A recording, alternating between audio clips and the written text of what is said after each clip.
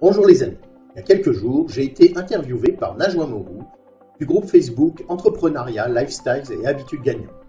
Le sujet de l'interview était l'installation à Dubaï, les choses à savoir, à faire, à ne pas faire, et c'était un retour sur ma propre expérience. Je vous propose d'en profiter. Au revoir. Bonjour Thierry. Bonjour Najwa. Je me présente. Démarrer cette interview. Donc moi, je m'appelle Najwa Morou, je suis coach business et j'accompagne en fait des entrepreneurs dans le développement de leur activité, dans tout ce qui est expansion d'activité de la France vers Dubaï ou France aussi. Je suis en partenariat avec une compagnie qui propose en fait d'ouvrir des sociétés en free zone, donc qui s'appelle UAE Free Zone. Ok.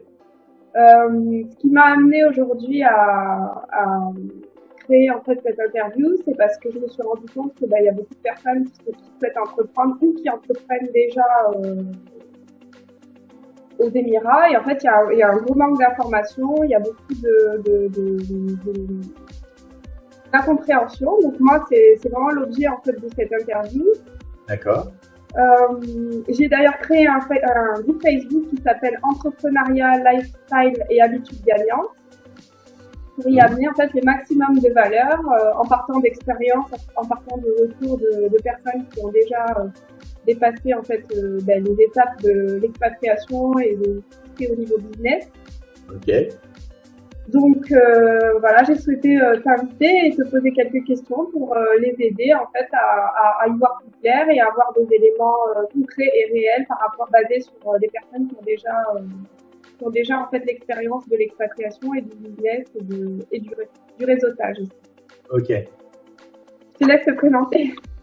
D'accord. Alors, me présenter, c'est facile et c'est compliqué. Alors, je m'appelle Thierry Henry. Je suis une personne âgée. Ça, c'est important par rapport à ce que je vais dire. Moi, j'ai 57 ans. Donc, je suis pas je suis pas au début de ma vie. J'ai déjà plein d'expériences dans plein de choses. Et ça me donne une vision particulière. Pas forcément meilleure, mais particulière, mon point de vue sur les choses. Je suis à Dubaï depuis 6 ans maintenant. Et je suis principalement connu pour le fait d'être animateur d'un des gros groupes Facebook francophones de Dubaï qui s'appelle Les Nouveaux Aventuriers French Connection. Voilà, ça c'est le principal. Les Nouveaux Aventuriers, c'est un groupe d'entraide, c'est-à-dire que vous avez besoin de quelque chose, vous voulez mettre vos enfants à l'école, vous cherchez un docteur, vous vous installez à Dubaï, vous savez pas où sont les choses, vous posez la question sur le groupe. Alors, ça va être des questions très triviales comme celle que je viens d'évoquer, à des questions un peu plus floues. Et de fait, le groupe est amené à répondre à des demandes de gens qui veulent s'installer, soit pour trouver du travail, soit pour créer des entreprises à Dubaï. Voilà. Ça, c'est mon activité dans laquelle je suis le plus connu. C'est presque un job à plein temps. Je ne fais quasiment que ça. Car j'ai la chance d'avoir une épouse qui gagne suffisamment d'argent pour qu'on vive tous les deux. Et donc, physiquement, j'ai une moustache et une barbe, mais en fait, du point de vue légal à Dubaï, je suis une épouse. Voilà. Ok. Le rôle de l'épouse expatriée. Ouais, c'est ça, exactement. Ok. Alors ma première question, ça va être qu'est-ce qui t'a amené à créer en fait ce groupe, les nouveaux aventuriers? D'accord. Alors ça aussi, tu vois, c'est une conclusion classique. Je n'ai pas créé les nouveaux aventuriers. En fait, quand je suis arrivé à Dubaï, je me suis retrouvé dans la position de l'épouse, et c'est quelque chose qui est difficile à comprendre quand vous l'avez pas vécu. Mais vous arrivez dans un nouveau pays et puis vous avez quitté votre vie. Souvent d'ailleurs, maintenant de nos jours, quasiment, sur tous les gens qui arrivent, les femmes travaillent aussi, avaient un travail. Donc vous quittez votre pays, vous quittez votre travail, vous arrivez à Dubaï et vous tombez dans une sorte de vide. C'est-à-dire que vous êtes cloîtré dans votre maison. Vous avez peu d'interaction avec l'extérieur. Votre conjoint, quand il rentre le soir, est mort de fatigue parce que, surtout au début, quand vous arrivez à Dubaï, vous investissez beaucoup dans votre travail parce que vous avez envie que ça marche, vous avez envie de réussir. Et puis, il y a aussi cette fatigue intellectuelle, on va dire, qui est générée par le changement. Pour avoir des nouveaux repères, tout d'un coup, vous allez, pour la majorité des gens qui ne se sont pas expatriés avant, c'est-à-dire que vous allez parler anglais quasiment toute la journée au bureau. On a beau dire, même si on a un bon niveau d'anglais, ça demande la mise en place d'habitudes, de réflexes, et ça, c'est fatigant pour ça. Donc, je me suis retrouvé dans la position de la gentille épouse qui attend son mari qui rentre, et puis le soir, le mari a pas envie de parler, juste de se reposer, et puis n'a vu personne pendant la journée, ainsi de suite. Bon, j'arrête ici. C'est pour expliquer comment je suis devenu administrateur d'Elena. En fait, avant d'être à Dubaï, je n'avais pas de compte Facebook. Et je me suis créé un compte Facebook et j'ai commencé à participer à la communauté. À l'époque, je répondais à tout ce qui était en français sur tous les groupes. Et puis, il y avait une chose qui m'énervait parce que je vivais une période assez négative de ma vie, parce que c'est vraiment un gros choc, et c'est ce choc que vit le conjoint suiveur est assez sous-estimé, mais c'est un des grands facteurs de l'échec de l'expatriation, et on ne le prend pas en compte. Donc, je répondais sur tous les groupes, et comme j'étais dans un état de négativité assez absolue, en fait, ça me rendait dingue de voir que à la même question, il y avait 200 réponses différentes. Et certaines, on se rendait compte que les gens, pour répondre ça, ils n'habitaient pas à Dubaï. C'était pas possible. Je voyais à l'époque des réponses qui donnaient l'impression que le gars vivait en Arabie Saoudite. Vous voyez, sur genre comment s'habillent les femmes, est-ce qu'elles ont le droit de conduire, et puis des gens qui répondaient la femme doit porter la baya. Il y a un décalage entre l'info et entre la réalité, quoi. Voilà, entre l'info et la réalité. Ouais.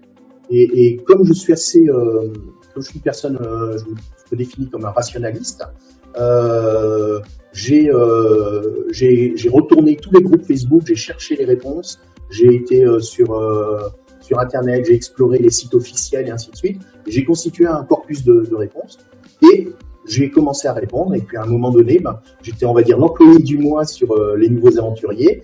Et les administrateurs du groupe ont décidé de me nommer d'abord modérateur et quelques temps après administrateur. Voilà. Ok, super. Donc le fait qu'il y ait eu cette expatriation et ce côté un petit peu de solitude dans ta vie personnelle a fait que ça a laissé de l'espace finalement pour cette aventure d'administrateur de groupe. Oui, et de mise à jour finalement de l'info dans le groupe. C'est ça. Parce que quand vous cherchez un travail, enfin quand vous êtes le conjoint et que vous cherchez un travail à Dubaï, on dit que ça se prend entre 6 mois et 1 an et demi. Alors évidemment, c'est un truc statistique, c'est-à-dire qu'il y a des gens, moi j'en ai connu, des conjoints qui arrivent et qui trouvent un job en 1 semaine. Et le 6 mois, 1 an et demi, c'est une sorte de grosse moyenne. Enfin, c'est on appellerait la variance en fait. Et de chaque côté du spectre, vous avez les gens qui vont trouver en 1 jour, vous avez des gens qui en 3 ans ne trouveront pas, et voire qui ne trouveront jamais. Quand vous cherchez du travail au début, vous êtes actif, vous faites votre CV, vous cherchez les sources pour postuler. Une fois que vous avez postulé aux annonces auxquelles vous pouvez répondre, il n'y a plus grand chose à faire parce que c'est que du suivi. Donc voilà, on se retrouve avec beaucoup de temps libre. Et surtout, on se met à penser et pas forcément bien. Ok. Qu'est-ce que ces activités t'ont permis en fait de découvrir chez toi en fait? Le fait d'aller chercher ces infos, le fait de créer un groupe, de répondre à ces personnes, de faire des mises à jour. Qu'est-ce que ça t'a appris sur toi-même? Est-ce que ça m'a appris quelque chose sur moi-même? Ça a plutôt confirmé des choses que je pensais sur moi-même. Comme je t'ai dit, je suis un peu âgé, donc forcément, j'ai moins de choses à découvrir sur moi-même, ou peut-être des choses que je découvrirai jamais, parce que pour plein de raisons, je peux pas les découvrir. Mais moi, à la base, je suis quelqu'un qui aime rendre service. Je suis quelqu'un qui à la fois aime rendre service. Je suis une sorte d'obsédé des choses vraies, c'est-à-dire de la bonne réponse, du bon machin et ainsi de suite. Et dans ces groupes d'entraide, il y a 2 types de personnes. Il y a ceux qui vous préviennent, je vais dire grosso modo, je vais appeler ça les pères, et ceux qui vous consolent, les mamans. Et moi, je suis un père, c'est-à-dire que les gens, je leur donne des conseils pour qu'ils fassent pas de bêtises. Et après, c'est leur problème. J'aide les gens dans la mesure de mes moyens, mais à un moment donné, on vous donne les informations, vous en faites ce que vous voulez en fonction de vos, comment dire, de vos envies, de vos besoins et de vos capacités. Et après, si on vous a prévenu que, vous savez, c'est le fameux truc, va pas là, tu sais, le gamin, il fait un truc, non, fais pas ça, puis paf, il tombe, il se fait mal, et ainsi de suite. Bon, il y a un maman qui se précipite pour le consoler, il y a un qui dit, je t'avais prévenu. Ben voilà. C'est un rôle un petit peu de personne qui prévient pour éviter les gens finalement de faire des erreurs dans tout ce qui est leur installation à Dubaï, c'est ça? Ouais, c'est ça. C'est-à-dire que, en fait, des fois, quand on me demande ce que je fais dans la vie, je dis, je suis l'adulte responsable. C'est-à-dire que je vais dire aux gens, je préfère d'ailleurs plutôt parler des choses qu'il faut pas faire que des choses qu'il faut faire, parce que faire les choses, il y a des centaines de manières de faire les choses. Et c'est pas forcément parce que je pense qu'il faut les faire d'une certaine manière que ça ne va marcher que comme ça. Mais par contre, il y a des trucs, ben voilà, une fois une copine me dit, oh Thierry, j'ai trouvé quelqu'un qui me fait, qui va refaire mon CV pour moi, qui va postuler pour moi à ma place sur les entretiens. J'aurais qu'à aller passer les entretiens. Je dis, bah c'est une arnaque. Oui, mais machin. Ouais, mais c'est une arnaque quand même. Parce que pour écrire votre CV, il n'y a que vous qui savez ce que vous avez fait. On peut vous aider après sur la forme, sur le contenu, la manière de le présenter, enfin plein de choses, mais ce qui fait que vous êtes vous, il n'y a que vous qui le savez. Ça, c'est la première chose. Et puis deuxièmement, c'est à vous de postuler aussi, parce que vous devez vous intéresser à ce que vous êtes en train de faire pour le suivre. Et à une époque, c'était la grosse arnaque sur Dubaï. Donnez-moi. Alors ça marchait. C'était une arnaque en deux temps. C'était bien construit. C'était vous me donnez 2000 dirhams maintenant, et puis quand vous aurez trouvé un travail, vous me donnez 5000 dirhams. Et les gens se disaient, ah ben c'est sérieux, parce que je lui donne 5000 dirhams s'il me trouve un travail. Vous voyez, sauf que si vous êtes un escroc, quand vous avez les 2000 dirhams, vous faites rien. C'est fini. Vous pouvez passer à la suite et voilà. C'est un truc qui a beaucoup marché dans la communauté indienne, par exemple. Okay, donc en fait, ça a été vraiment la chasse à l'escroquerie au travers de règles et de cadres à partir de choses vraies et pour éviter aux gens de tomber dans ces pièges. Ouais. Ok. Au travers de cette activité, si tu devais recommencer en fait depuis ton arrivée à Dubaï, qu'est-ce que tu changerais? C'est difficile parce que je sais comment dire, les choses qui m'ont pris un temps infini alors que j'aurais pu les faire beaucoup plus rapidement. Certaines décisions qui n'étaient pas forcément les meilleures, mais en même temps on juge avec le cerveau qu'on a.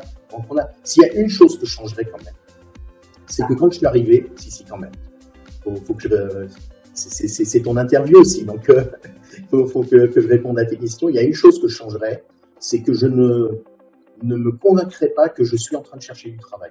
Ça a été ma grosse faiblesse, et j'ai pris presque un an de déprime, 6 mois de grosses déprimes, pas de dépression, une déprime, juste on se sent pas bien, machin.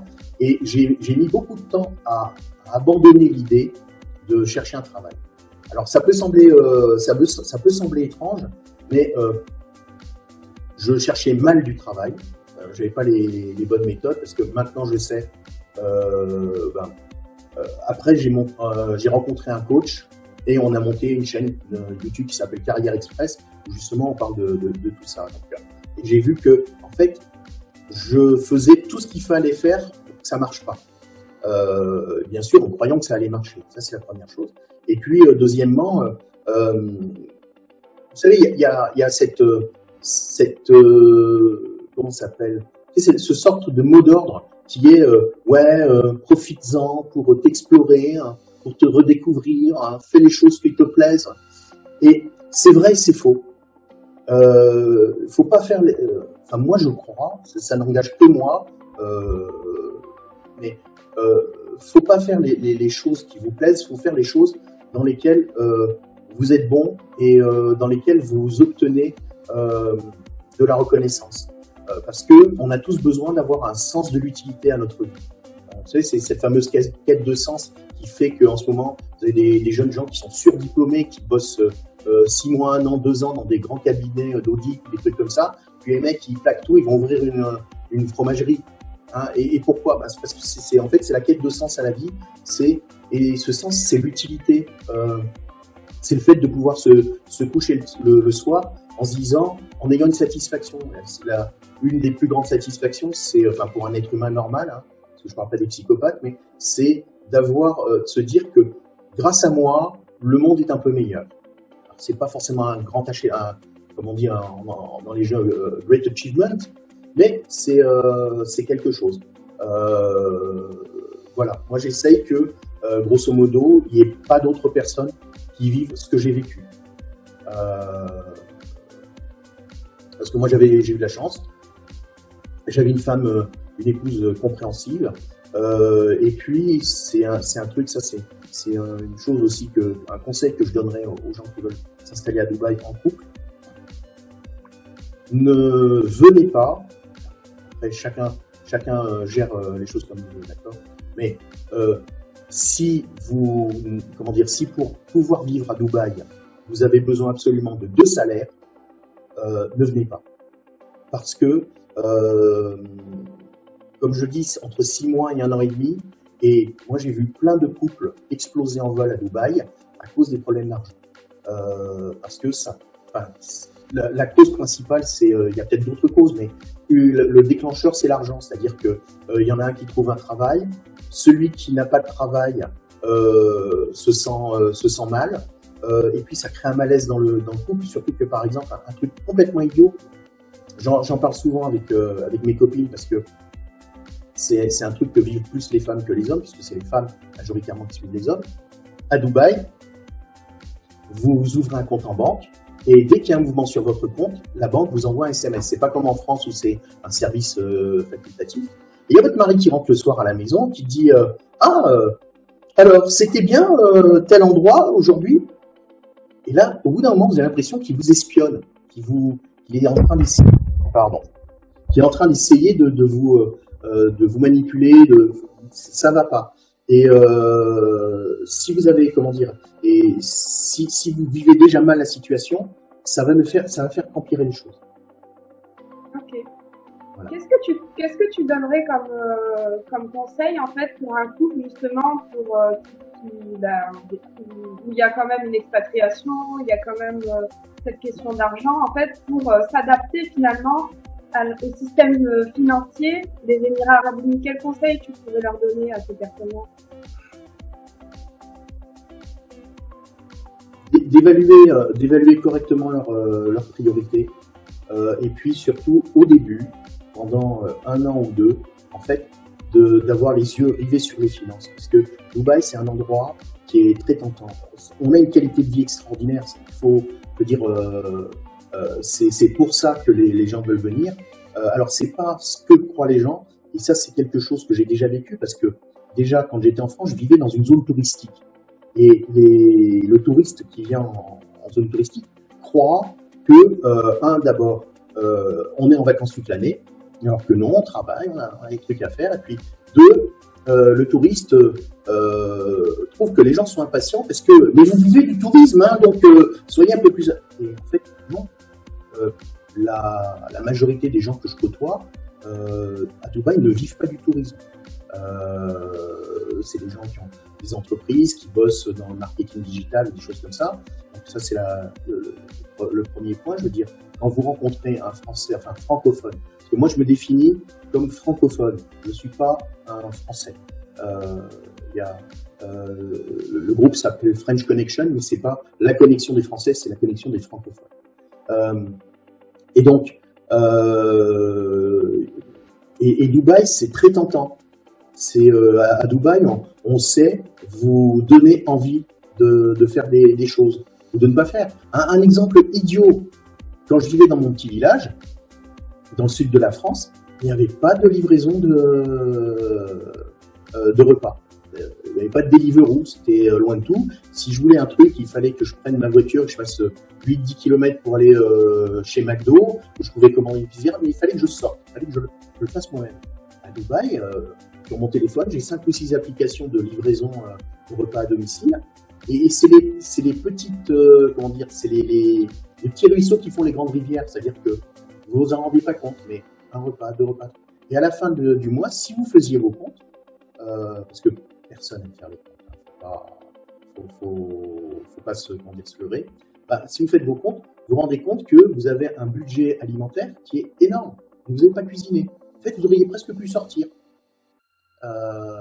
Et c'est le truc qui fait que, entre guillemets, en ayant une vie même pas forcément très heureuse, parce que vous avez l'impression que vous êtes tout le temps chez vous, vous ne faites pas grand-chose, l'argent file. Ça, c'est le premier conseil. Le deuxième, c'est venez sur les nouveaux aventuriers. J'ai des bons plans pour faire des sorties qui coûtent pas cher, des trucs faciles, rapides, sur lesquels on est très bien, mais c'est pas des trucs à touristes. Ça demande un peu plus d'attention. Par exemple, récemment, j'ai trouvé un petit restaurant arabe au bord d'un lac à Motor City. Ça coûte 3 fois rien d'aller y manger. C'est super beau, c'est super accueillant, c'est super bon. Et ça va vous coûter 1/3 de ce que vous auriez eu dans un restaurant de chaîne à la Marina. En fait, c'est cette manière de combiner, je dirais, les petits bonheurs, les petits moments de bonheur, mais en restant raisonnable. Et c'est difficile. Donc il y a vraiment ce côté où il y a un comportement, en fait, un changement de pays, un changement de comportement financier et beaucoup d'attractions finalement à la consommation qui est démultipliée à Dubaï. Donc pour un couple, ça peut être fondamental finalement de définir les priorités. C'est ça? C'est ça, c'est fondamental de définir les priorités. Et puis, au début, le temps de s'habituer à la vie à Dubaï, de réellement surveiller son argent. Ouais. Surveiller son argent, donc faire ses comptes, bien établir un budget finalement. Okay. Là, c'est pas obligé de faire un truc super serré, mais de se dire, ben voilà, par exemple, on peut consacrer, je sais pas moi, 300 dirhams par semaine aux sorties. Pas la peine forcément d'aller plus loin, mais voilà, d'avoir une idée des grandes masses et de s'y tenir. Et surtout, d'éviter l'effet, moi ce que j'appelle l'effet des petits ruisseaux. C'est-à-dire que par exemple, un exemple idiot, un jour j'étais au supermarché avec une copine, et puis on devait acheter du riz tous les deux. Et elle prend du riz Uncle Ben's, tu sais, en sachet individuel, tu sais, tu prends le petit sachet, tu le jettes dans l'eau, puis hop, t'as ton riz 10 minutes après. Et son sachet de riz, il coûtait, je crois, 30 dirhams. Moi, je me suis acheté un sac de riz de 5 kilos, 24 dirhams. Ça a l'air idiot. Mais un voilà. Comportement complètement différent finalement. De toute façon, ça c'est valable en France ou à Dubaï, n'importe où. Oui, une manière de penser qui est complètement différente. Ouais, mais en France, tu sais, on a nos propres repères. On a même plus besoin d'y penser. Tu sais, au bout d'un certain temps, tu t'installes dans ta vie, puis ça devient des réflexes conditionnés. À Dubaï, il faut les réapprendre. Voilà. Okay, donc il y a vraiment ce côté de reprendre de nouveaux repères dans cette ville, et ensuite d'adapter finalement un comportement assez en définissant les priorités et pour avoir une gestion du budget. Donc c'était la question que je voulais te poser, c'est quelles sont les astuces que tu peux donner. Donc là, tu as parlé des 300 dirhams par semaine pour quelqu'un qui est en couple, qui est entrepreneur. Qu'est-ce qui est l'idéal en gestion de budget? Parce qu'il y a quand même ce cadre, comme tu dis, qui est tentant, qui est très attractif, il y a plein de choses à faire, etc. Quelles sont les astuces que tu pourrais donner à des personnes qui veulent se pratiquer? Alors, déjà, il y a le fait de définir certaines priorités. Alors ça, c'est franchement pas évident, parce qu'on n'a pas tous les mêmes priorités. Par exemple, moi, comme au début, j'avais pas de travail, on a décidé d'habiter à la Marina, à côté du Walk. Pourquoi? Parce que, et ça, je dirais, ça c'est ce que je conseillerais presque à tout le monde en fait. Pourquoi? Parce que quand ma femme rentrait le soir, elle passait une demi-heure à la maison pour se reposer un peu, Et puis on descendait sur le hall, on allait se promener, on prenait une glace, un soda, un morceau, on mangeait même un petit quelque chose qui était dans dans notre budget. Et on se faisait des bulles de vacances. Voilà, c'est ça. C'est-à-dire que, en fait, vous avez des petits moments comme ça, un peu privilégiés, un peu cocon, et vous voulez garder, et ça, c'est important. Là où j'habite maintenant, j'habite toujours à la Marina. Je pourrais avoir un loyer beaucoup moins cher en allant dans d'autres quartiers. Simplement, comme je travaille chez moi, j'ai besoin de certains critères. Et les critères, entre autres, c'est de la luminosité et une belle vue. Ceux qui me suivent sur Instagram voient régulièrement, je poste des vues de mon appartement, enfin, des choses que je vois depuis mon appartement. Et voilà, juste pour expliquer pour les gens qui me regardent, en fait, depuis mon appartement, j'ai la vue sur la Palme d'un côté et la vue sur Burj Al Arab et le Burj Khalifa au fond. Cette année, au jour de l'an, on a assisté avec nos amis, depuis notre appartement, à 14 feux d'artifice. Voilà. C'est je dirais ce qu'il faut, c'est avoir de la beauté dans sa vie, quelque chose qui vous fasse vous sentir bien. Donc, il y a vraiment ces bulles de vacances. Ouais. L'appartement avec une belle vue qui puisse en fait. L'appartement avec une belle vue, ça c'est nos critères à nous. Oui, voilà, c'est pour ça dépend des personnes. Voilà, ça dépend des personnes. Il y a des gens qui par exemple vont privilégier le fait de manger au restaurant, par exemple, 2 ou 3 fois par semaine. Mais si eux, ils en ont à la limite, si c'est ça le plus important dans leur vie, ils peuvent peut-être aller habiter dans un endroit où les loyers seront bien moins élevés, où il y aura un truc moins beau et ainsi de suite. Il y en a qui vont privilégier les voyages. Ils vont se dire, Dubaï, c'est le plus grand hub aérien du monde. Et il y a plein de trucs, d'endroits passionnants à aller visiter quand on est à Dubaï. Moi, j'ai été avec mon épouse et c'est pas notre but principal dans la vie. Depuis qu'on est là, on a été au Sri Lanka, on a été au Vietnam, à Bali, on a été en Géorgie, et en fait, par exemple, sur les destinations moyen courrier où on peut avoir des très bons prix, il y a des trucs très chouettes à aller voir, et en plus, après, sur place là-bas, l'hébergement coûte pas cher, donc ça peut aussi être un choix de vie. Ma femme avait une collègue de travail, elle vivait dans une colocation qui était pas terrible. Par contre, la nana, elle prenait régulièrement, avec les week-ends, elle prenait 2-3 jours en plus, et avec l'opérateur low cost Fly Dubai, elle partait au Sri Lanka, elle partait en Inde, elle partait dans des pays alentours avec son sac à dos et son kiff à elle, c'était de voyager. Et elle a pu le satisfaire.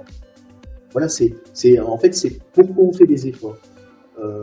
Qu'est-ce qu'on aime le plus et quelle est la chose qu'on voudrait le moins sacrifier et comment la faire au meilleur prix. Parce que il faut qu'on ait du plaisir. Il faut qu'il y ait du plaisir à faire ce que vous faites. Par exemple, moi j'adore rencontrer des gens. Mais quand je dis j'adore rencontrer des gens, c'est quasiment pathologique. C'est-à-dire que je passe ma vie à parler, à rencontrer des gens, à discuter. Eh bien, il y a un café pas très loin de chez moi. Vous voyez mon fond là derrière moi. Je ne sais pas si les gens voient mon fond. Mais ça, c'est pris à Dubaï. Ça, c'est à Dubaï. C'est un lac qui est à 2 km à peu près de chez moi. Et sur le bord de ce lac, il y a un café. Et j'aime bien aller à cet endroit-là. Voilà. C'est apaisant, c'est reposant et en plus, il y a des bons prix. Finalement, il y a vraiment ce côté, ce cadre de vie qui est assez agréable. Donc, c'est un endroit idyllique, on va dire, pour développer une activité, pour travailler, etc. Puisqu'il y a le côté vacances et le côté professionnel qui se rejoignent. Et donc, au niveau du budget, donc c'est vraiment à prendre en compte. C'est comme si, en fait, on devait intégrer finalement le budget vacances dans son quotidien. Plus ou moins, ouais. Oui, c'est une bonne réflexion. Je l'avais pas vu comme ça, mais on peut aussi le dire comme ça, c'est-à-dire que l'expatriation c'est quelque chose de stressant, quoi qu'on en dise, ça c'est usant. Et moi, j'ai vu beaucoup de gens qui étaient aigris, qui étaient à Dubaï, parce que le rêve se transforme en cauchemar. C'est-à-dire qu'ils ont vu les reportages sur M6 ou sur TF1 où on vous parle de la vie des super friqués, des gens qui ont des moyens qui sont très très élevés, et puis ils partent bien en tête, et il y a moyen de se faire une très belle vie à Dubaï pour pas très cher. Alors attention, quand je dis pas très cher, ça veut pas dire aussi peu cher qu'en France. Ça c'est, je veux dire, s'il y a un pays où il vaut mieux être pauvre, c'est la France, parce que en France il y a tout un système social qui fait à Dubaï, par exemple, vous allez voir un médecin généraliste, la consultation c'est minimum 100 €. Et je vous donne pas le. Là, j'ai un copain, il a voulu se faire dévitaliser une dent. Le dentiste lui demandait 1 000 €. C'est il n'y a pas de ça, c'est à prendre en compte finalement aussi dans le budget, le côté santé. En fait, il n'y a pas ces histoires de... Voilà. Pour le budget santé, en fait, ça fait 2 ans maintenant, il y a une mutuelle d'entreprise qui est obligatoire. Ouais. Mais le diable est dans les détails, c'est-à-dire que le gouvernement pensait que de rendre la mutuelle de santé obligatoire, ça allait comment dire, améliorer la santé des gens, sauf que comme elle est obligatoire, il y a des gens qui ont monté des mutuelles de santé, je veux dire des mutuelles pourries, c'est-à-dire en fait, votre entreprise elle paye très peu et vous avez le droit à rien, littéralement. C'est genre, vous avez le droit à 2 consultations chez un généraliste par an, et en plus le généraliste est sur une liste. Donc voilà, oui, là, il y a des choses qui en France vont de soi quasiment, surtout quand on est jeune. Hein. On est jeune pour pas se prendre une mutuelle à la limite. Hein. Et en fait, à Dubaï, c'est des postes importants. Même Topo, par exemple, pour les enfants, ici, l'école est payante et elle n'est pas gratuite, loin de là. Donc c'est plein de choses qu'il faut prendre en compte. Ouais, qu'il faut prendre en compte, voilà. Ok. Quels sont les potentiels et capacités que peut développer au travers d'une expatriation et de l'ouverture d'une entreprise un entrepreneur à Dubaï? L'infini. C'est l'infini. Parce que tu vois, depuis tout à l'heure, je te parle des choses qui pourraient ne pas aller à Dubaï. Je t'ai pas parlé des choses qui vont. En fait, à Dubaï, c'est un monde ouvert.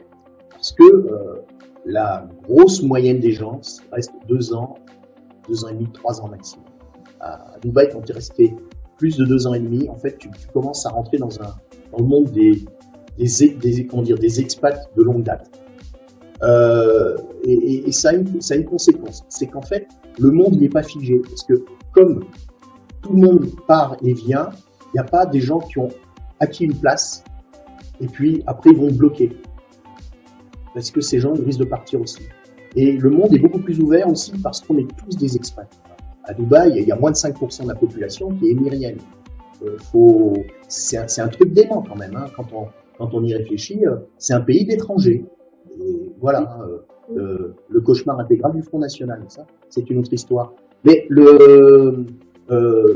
comment dire, il y a une forme de situation évidemment pour les Émiriens parce qu'ils sont là depuis toujours et c'est eux qui contrôlent le pays. Mais à part ça, il n'y a pas vraiment de place figée.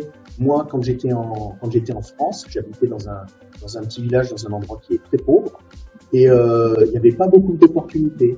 Et à Dubaï, vous sortez, vous rencontrez des gens, et tout le monde a des projets, tout le monde peut générer des opportunités. Et ça ne veut pas dire que tout va marcher, c'est pas le cas. Mais déjà, c'est beaucoup plus entraînant. Vous vous sentez vraiment pris dans le mouvement. Et ça réveille des choses chez vous. Moi, quand je suis arrivé à Dubaï, j'étais complètement éteint. J'étais complètement, je peux le dire, j'étais complètement brisé par la France. Et là, il faudrait que je vous raconte ma vie, c'est trop long. Mais et en fait, Dubaï, ça m'a réparé parce que j'ai pu à nouveau devenir quelqu'un d'optimiste. J'ai pu, à Dubaï, vous perdez votre travail, c'est triste, mais il y a des opportunités, il y a des choses. En France, selon l'endroit où vous êtes, vous perdez votre travail, c'est une catastrophe intégrale. À Dubaï, on a l'impression qu'on peut rebondir. Moi, deux ans avant qu'on vienne, mon épouse a perdu son travail en France. Okay, et en fait, comme on était dans un endroit où il y avait beaucoup de chômage, difficile de retrouver un job. Elle a fini par retrouver un job, et c'est ce job qui l'a amené à venir à Dubaï. Elle a perdu son job ici au mois d'avril, et ici, comment dire, tous les gens sont ouverts à la nouveauté et aux opportunités. Quand vous dites à quelqu'un, tiens, je vais faire ça, la personne, elle pense pas se protéger. À se dire, ouh, mais s'il lui fait ça, ça pourrait avoir tel effet sur ce que je fais. La personne, au contraire, elle voit ça comme une opportunité de faire croître aussi ce qu'elle est en train de faire. Il y a toujours en fait des opportunités, cette nouveauté, donc il y a toujours moyen de rebondir à Dubaï finalement, puisque c'est un monde qui est habitué à être dans le mouvement. Oui, c'est pour ça que c'est intéressant et ça réveille des choses. Ok. Alors maintenant, je vais poser une question un peu plus précise. Qu'est-ce qui était intéressant finalement dans cette expérience de réveiller des choses, de rencontrer des nouvelles personnes, de faire des expériences au niveau pour un entrepreneur qui ouvre une entreprise, qui ne connaît pas, il développe des relations, etc. Qu'est-ce qui est intéressant qu'est-ce qui va se développer au travers de son expérience entrepreneuriale, autant sur le plan humain, au niveau carrière et au niveau développement personnel.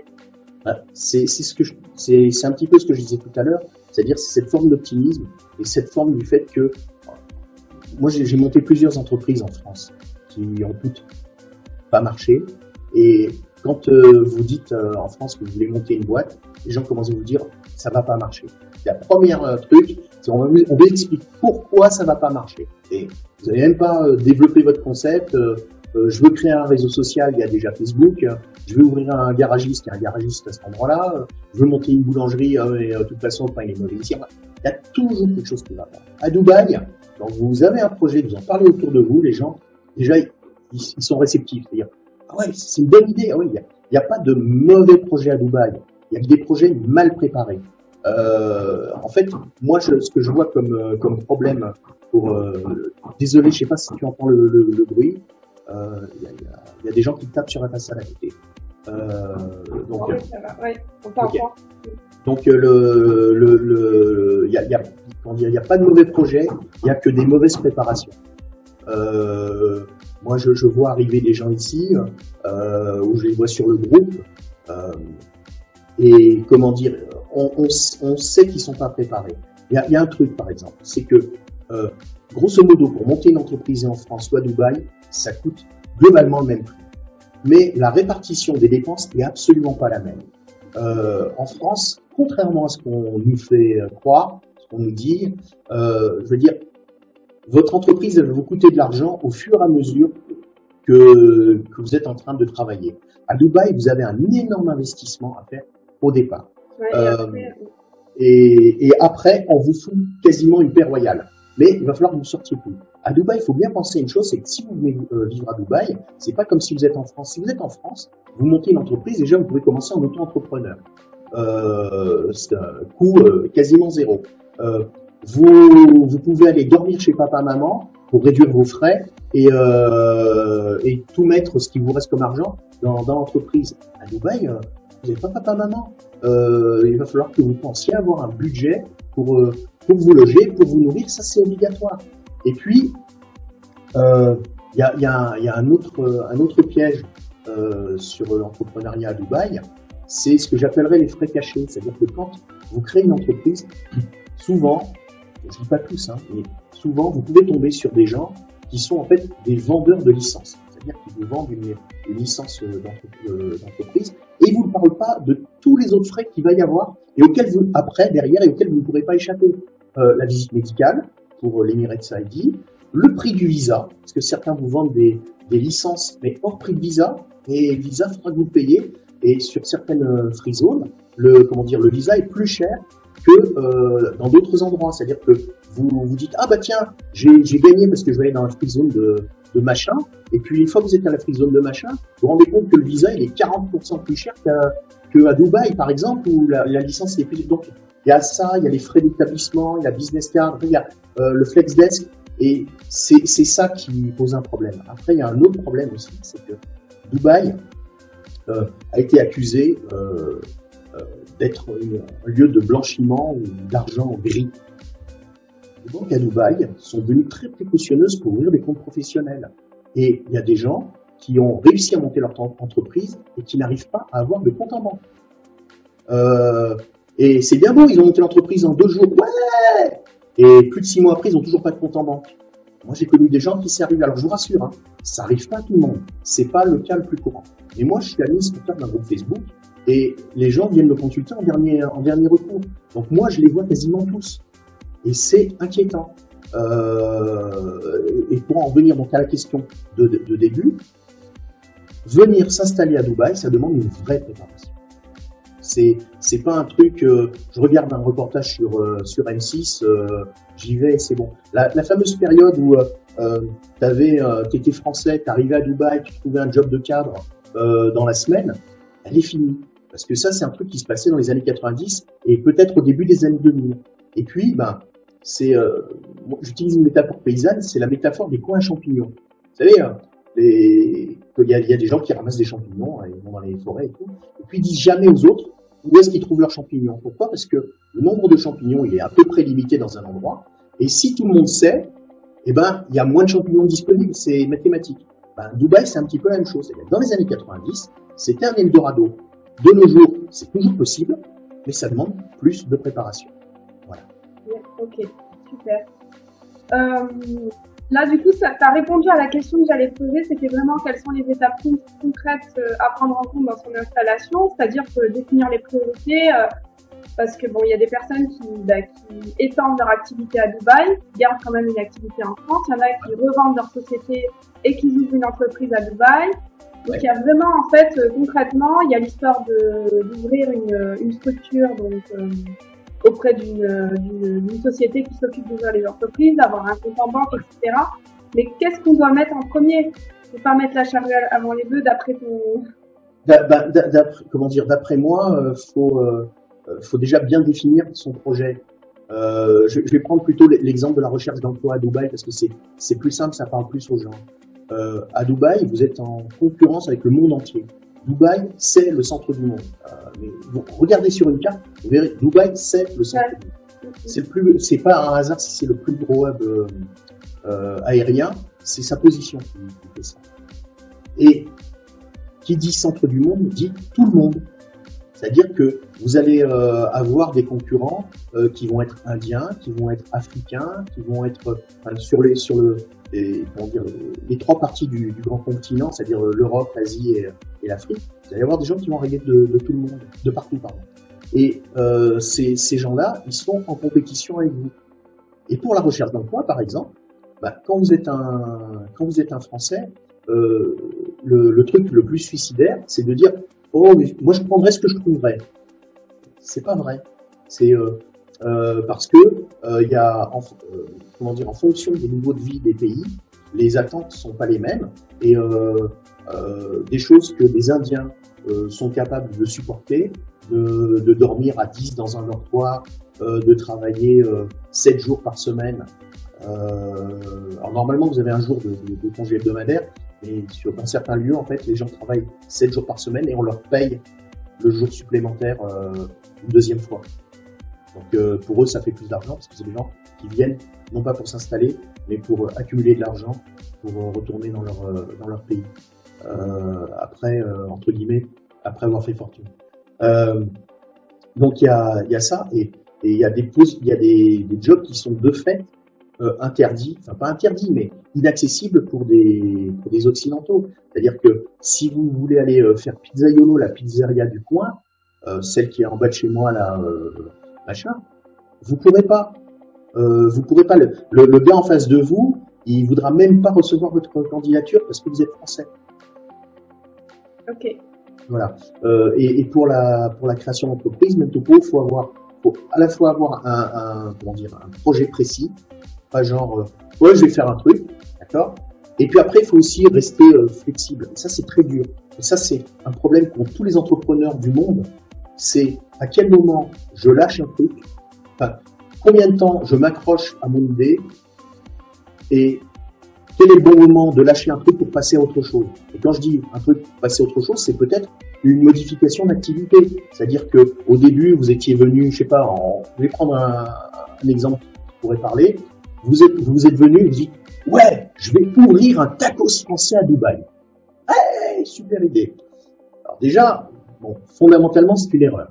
Mais ça, c'est pour une raison très simple, c'est que les consommateurs de tacos à Dubaï, ils veulent des tacos mexicains. Ils connaissent le mot, voilà. Et le tacos français, c'est pas le tacos mexicain enfin, bon, voilà, c'est pas le même. Et puis, après, vous croyez que vous faites une étude de marché en disant, je vais ouvrir un tacos français, est-ce que quelqu'un va venir? Et là, vous allez avoir 40 réponses sur Facebook, et les gars ils vont, ouais, viens, je t'attends, je viendrai manger chez toi. Mais c'est que 40 personnes. La ville, elle fait presque 50 km de long.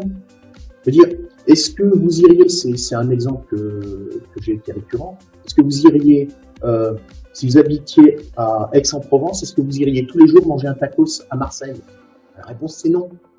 Enfin, il y a bien des gens qui le font, mais statistiquement, c'est non. Et puis, il faut bien penser que les Français, puisque c'est un truc typiquement français, les Français n'est pas majoritaire à Dubaï. C'est-à-dire qu'en fait, vous visez une population de 35 000 à 60 000 personnes maximum. C'est avoir conscience vraiment de l'étendue finalement de Dubaï et la cible en fait finalement la cible client, c'est-à-dire que ça ne fonctionnera pas comme dans un petit village et le fait d'avoir peut-être ces habitudes donc quand on a une idée, c'est vraiment de dire voilà, est-ce que ça va pouvoir toucher finalement les personnes qui habitent à Dubaï, qui ont une culture différente. Il y a vraiment cette partie-là à prendre en compte dans le projet. Et quand est-ce qu'on modifie, donc il y a vraiment quand est-ce qu'on peut réajuster son activité, quand est-ce que il y a des choses à prendre en compte au niveau de, je pense, de l'état d'esprit. C'est un état d'esprit, c'est-à-dire que des fois c'est de savoir saisir les opportunités. Imaginons que vous montez votre tacos à Dubaï et vous faites, je sais pas moi, tiens allez, je prends un exemple idiot, de la glace au Selecto. Pourquoi pas, hein? Et les gens viennent vous en acheter. En fait, vous avez peut-être trouvé un truc, mais vous risquez d'être tellement polarisé sur le fait que vos tacos ils se vendent pas, vous n'allez pas vous rendre compte que vos glaces elles partent comme des petits pains. Et où est-ce qu'on met son focus aussi dans le service et dans les produits concrets? Ouais, c'est ça. Il faut rester à l'écoute, savoir analyser rapidement les opportunités et ne pas hésiter à se réorienter. Rapidement. Ouais, rapidement. Finalement, pour développer l'activité. Ok. J'ai une dernière question. C'est comment expliques-tu en fait cette recrudescence finalement de Français qui veulent s'expatrier à Dubaï? Là, il y a eu un gros mouvement. Alors, je sais pas si c'est par rapport au Covid, mais avec le fait que ça fait vraiment plus de gens finalement qu'à Dubaï. Écoute, moi je l'analyse. En fait, je l'analyse pas forcément comme tout le monde qui va dire c'est le Covid, c'est les influenceurs, ils vont tous à l'autre. Non, c'est pas ça. Mais mon explication est pire en fait. C'est qu'en France, on a été conditionné depuis des années on nous explique que rien ne marche, que la sécurité sociale c'est trop cher, qu'il n'y en aura plus, qu'on n'aura pas de retraite. Et en fait, la France est en train de produire des gens déprimés. C'est-à-dire, moi, je suis retourné qu'une seule fois en France en 6 ans et je me suis sauvé. Et quand je dis sauvé, c'est j'ai avancé mon vol de presque une semaine pour rentrer à Dubaï. Parce que comment dire, tu sais, c'est ce que je disais tout à l'heure à propos des places qui sont figées. En fait, en France, j'ai l'impression que tout est devenu impossible et tout est devenu pesant. Et en fait, les gens le ressentent. Même s'ils n'arrivent pas à mettre des mots dessus, ils le ressentent. Et en fait, ils sont à la recherche de quelque chose, d'opportunité. Ils sont à la recherche ils sont à la recherche d'espoir. Ils sont à la recherche de l'idée que demain, ça pourra être mieux qu'hier. Et en France, ce qu'on te vend, c'est que demain, ce sera pire qu'hier. Hein, je prends un exemple. Alors, je ne sais pas si c'est bienvenu, et n'hésite pas à le couper si ça ne va pas. On est en crise Covid, d'accord ? Le gouvernement avait prévu de fermer des lits d'hôpitaux et ils vont le faire. une telle déconnexion de la réalité, c'est hallucinant. Et toi, quand tu es un citoyen du pays, t'as beau regarder BFM ou les machins qui te brainwash un peu pour te dire que y a pas d'autre voie, on peut pas faire autrement. Ouais, mais peut-être de leur point de vue, mais toi, est-ce que ton ambition dans la vie, c'est d'avoir une vie pire que précédemment? La réponse, c'est non. Et après, on te parle de Dubaï, qui est un pays qui a malgré tout une économie qui est encore en expansion. C'est un pays qui est très sûr. Je veux dire, la sécurité à Dubaï, c'est un truc hallucinant. Je pourrais vous en raconter plein là-dessus. L'exemple le plus simple, c'est qu'il m'est arrivé régulièrement de perdre mon téléphone dans les malls. Et en fait, j'avais perdu. Et je retourne 1 ou 2 heures après, et le téléphone, il est toujours posé sur la table, là où je l'ai laissé. Voilà. Ou dans le pire des cas, je vais voir les serveurs, et c'est eux qui l'ont récupéré. Mais voilà. Et ça, c'est inimaginable en France. Et les gens ont envie un petit peu d'avoir une vie où il y a de l'espoir et où il n'y a pas de l'angoisse chaque fois que vous sortez, de vous dire voilà. Et puis, l'autre chose, c'est que c'est un pays musulman et qu'il y a beaucoup de musulmans en France qui, pour dire qu'ils pensent qu'ils ne sont pas les bienvenus dans le pays, et c'est pas le sujet de la conversation. Et pour eux, c'est un espoir. Un pays où, en étant musulman, tu es bien accueilli. Voilà, parce qu'en ce moment, par exemple, les États-Unis, ça fait plus rêver. Hein. Je veux dire, t'es musulman, qu'est-ce que tu vas aller foutre aux États-Unis? Donc, tous ces facteurs agglomérés, et c'est de mon point de vue, c'est pas les influenceurs, enfin plutôt les stars de la télé-réalité, c'est pas eux qui ont créé le mouvement. Le mouvement, il vient de plus loin. Il vient de plus profond, en fait, de plus profond. Les gens en France et l'accumulation de toutes ces choses, de tout ce qui se passe en France crée en fait un appel. En fait, c'est que les gens en ont marre et qu'ils ont envie de changer. C'est ça. Ok, super, merci pour toutes ces réponses. J'ai pas d'autres questions, c'était très super. J'espère que ça va aider beaucoup de monde à avoir un petit peu plus une meilleure vision, une meilleure compréhension de ce que c'est la vie à Dubaï. Je vais publier la vidéo dans mon groupe. Et puis, voilà. Merci à toi, Thierry. Merci, Najwa.